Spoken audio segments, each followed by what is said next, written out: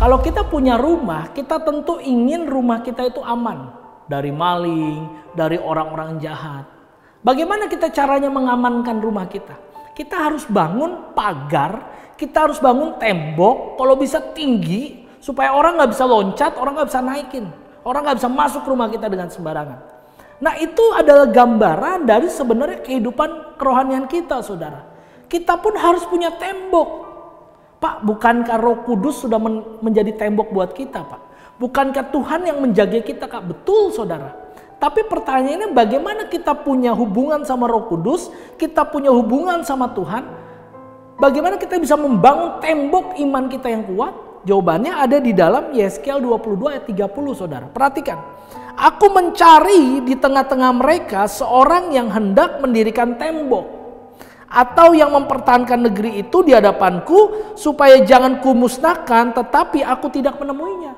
Ini perkataan Tuhan kepada Nabi Yeskiel saat itu. Di antara orang Israel tidak ada yang mau membangun tembok. Tembok itu apa sih? Tembok di dalam konteks ayat ini adalah doa, saudara. Jadi kalau kita jadi orang percaya tanpa membangun doa, tanpa membangun tembok doa, kita nggak akan punya hubungan yang kuat, yang solid dengan Tuhan. Makanya mudah sekali buat orang Kristen. Kesannya rohani, kesannya rajin melayani. Tapi ketika ada masalah, sakit penyakit, imannya melempem, saudara. Kenapa? Karena dia nggak punya hubungan di dalam doa. Nah, jangan sampai kita seperti orang Israel yang Tuhan bilang, aku mencari tapi aku nggak menemuinya. Nah, hari ini saudara, firman Tuhan mau gampang bicara sama kita. Mulai bangun kembali doamu. Mulai bangun tembokmu. Supaya apa? Supaya ketika ada pergumulan, ketika ada permasalahan, saudara tidak melempem. Tidak gampang perampok, iblis bahkan memakai banyak hal untuk menggocoh keluarga, menggocoh hidup saudara. Dengan apa? Dengan membangun tembok doa. Kita belajar, saudara, dari kehidupan seorang rasul yang namanya Paulus.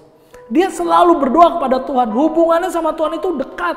Dia ngapain, saudara? Dia lakukan banyak hal untuk dia bisa mengerti hati Tuhan. Tapi satu waktu ketika dia berdoa, 3 kali dia berdoa katanya, Tuhan bilang, ya cukup kasih karunia-Ku bagi kamu. Nah, tembok itu seperti itu, saudara. Bukan berarti tanpa masalah, bukan berarti tanpa pergumulan, tapi paling tidak ketika kita membangun tembok doa, kita akan mengerti siapa Tuhan sesungguhnya.